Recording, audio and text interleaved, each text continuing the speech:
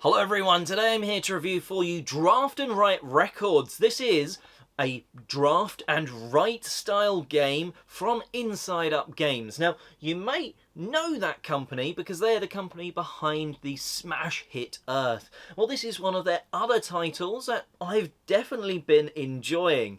Let's go over roughly how the game plays and give you some pros and cons, even talking briefly about the solo mode, which I have been dabbling with. Let's jump into it, and so you're aware, the publisher did send me this copy for the review. So in Draft and Write Records, you are effectively taking cards to fill in numerous spaces across this player sheet. You're going to be drafting cards to, say, put together your band and crew, even the backstage crew that are going to be wiring up the mics and all that sort of stuff. You're going to be sorting out your tour agenda, making sure that the people in your band have harmonies together and all that sort of goodness. With the different cards allowing you to tick off different sections or cross off different parts of that player sheet, triggering bonuses. You've earned some money because you've just sold some records or albums, that sort of thing. Well, that's maybe allowing you to drive further on that tour and go to a different section that's maybe triggering a harmony bonus that then allows you to get this asset and make sure that it's ready for your tour. That's in turn maybe triggering something else, maybe sorting out a bit of your tour agenda. And it all builds together as you are drafting these cards, ticking things off and triggering the bonuses. What's one of the most important parts of any band? Well, it's kind of the band itself and the crew. You're going to be, say, drafting a lead singer or musicians that are just behind them in that band. And if you match the symbols, once you've put them onto your player sheet, if you match those symbols, you're getting a harmony bonus, which in turn can trigger more bonuses, or maybe just, if you have done all of one type of harmony, scoring you points at the end of the game. Another type of card you're taking are those agendas that once you have a row, column or even a diagonal on that little section of the player sheet, well, that's going to trigger points or bonuses, maybe allowing you to take your tour van one space on the tour track. Something else you might be able to draft are assets. These are like microphones, there's a piano symbol, that sort of thing. And when you take it, you choose one of that symbol to cross off on your assets menu.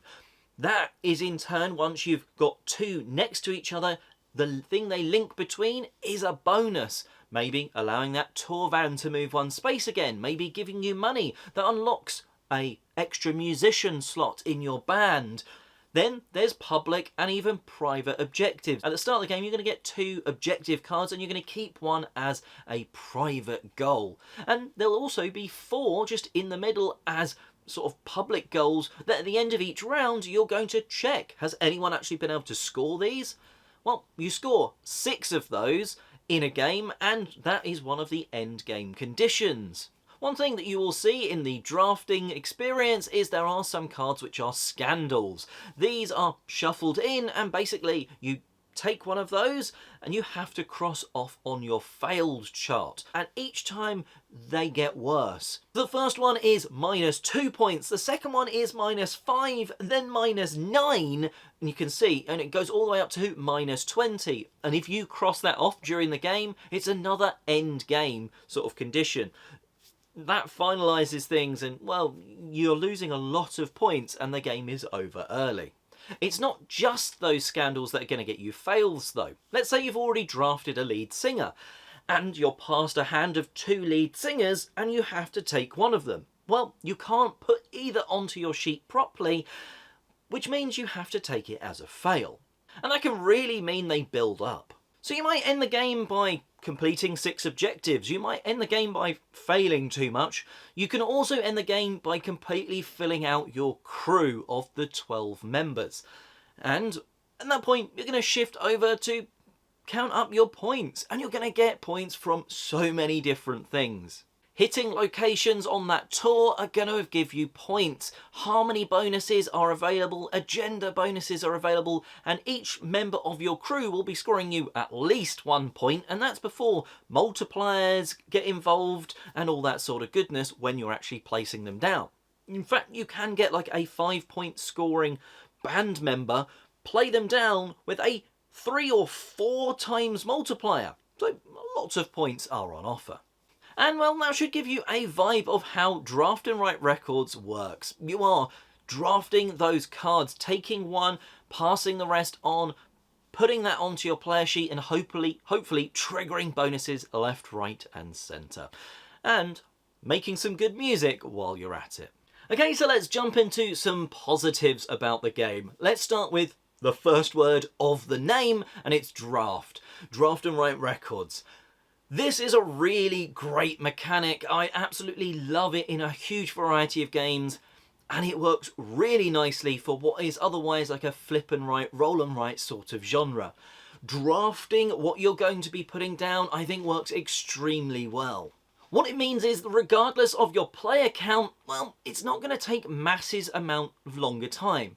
I would caveat that by saying I really like the game at 2 players or 3 players when you really know what's going in those hands and you're like, oh, if I don't take this backstage staff card, I don't think that other one is going to make it through the other players. And you don't quite get that when you have more players, but the fact that drafting keeps that play time down is really great. Moving to the other half of the name, and well, this slows it down a little bit, and it's the and write part.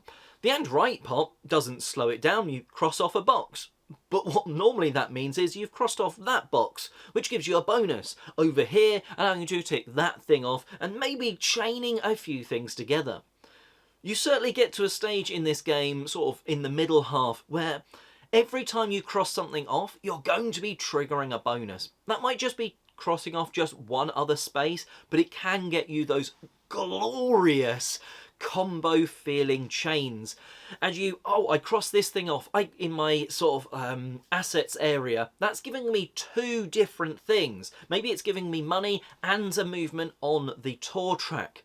But I can't move on the tour track because I can't afford to get anywhere. But I've also unlocked the money. So I can unlock that area, cross that money symbol off. Now I can move my van that 1 step, which is triggering something else.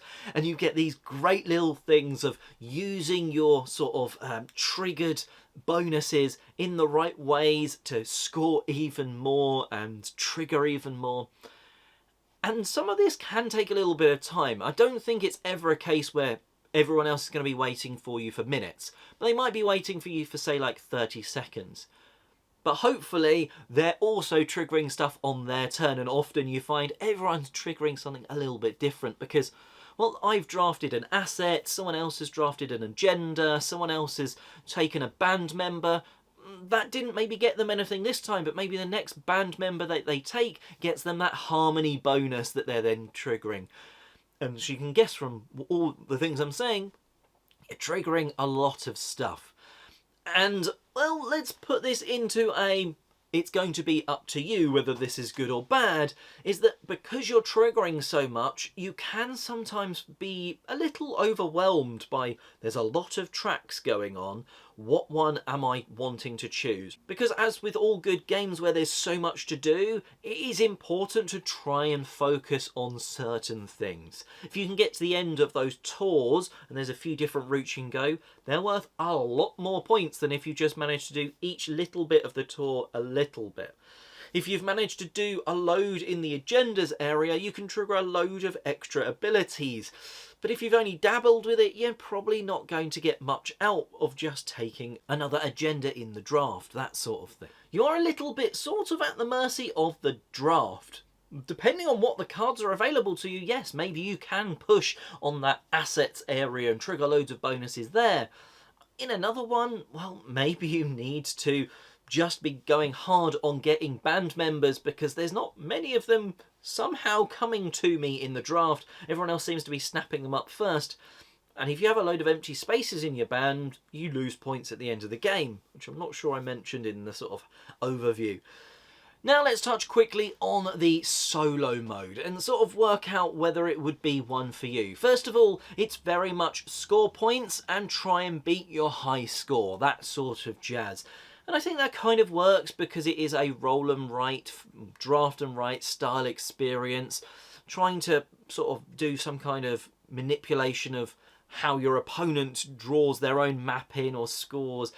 I think that could be a little bit tedious. So by just having it all about what you're doing and trying to beat your high score, I think it works quite nicely. Now, how does the game be affected? Because it's only you, there's not really anyone to draft against. Well, each turn you draw 2 cards, and you have to pick one or the other, and you work your way through that deck. Now, to score an objective, you have to draw a 3rd card, which it sort of affects the choices you have a little bit, but ignoring that, what that means is every time you're trying to score an objective, you're effectively taking half a turn away from yourself. Because let's say you have 10 cards left, that could be 5 turns of take one of these 2 things. But if in any one of those you score an objective, you've now got 10 cards instead of down to 8, 6, right? Maybe you're now down to 7, which means you've already lost a turn. So hopefully in one of those remaining ones, you can do another objective and spend another sort of bonus card, because otherwise you've just left with one over at the end. That sort of stuff. And it makes a real interesting choice of, I want to score that objective, it gets me points, and it's maybe giving me a symbol to trigger something else off. But I'm going to lose an entire turn by doing my first objective. And your second objective, therefore, feels, okay, I can just do this one, but what if that card is the one I really need? What if you have your band members lined up in a perfect sort of spatial configuration that you take that guitarist and plop it in the middle? You'll get so many harmony bonuses.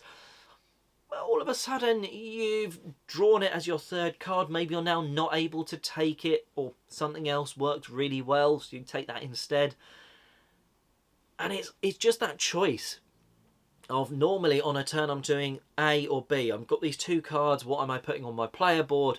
But when to score objectives, or if to even score objectives and basically spend a turn, well, that's an interesting choice.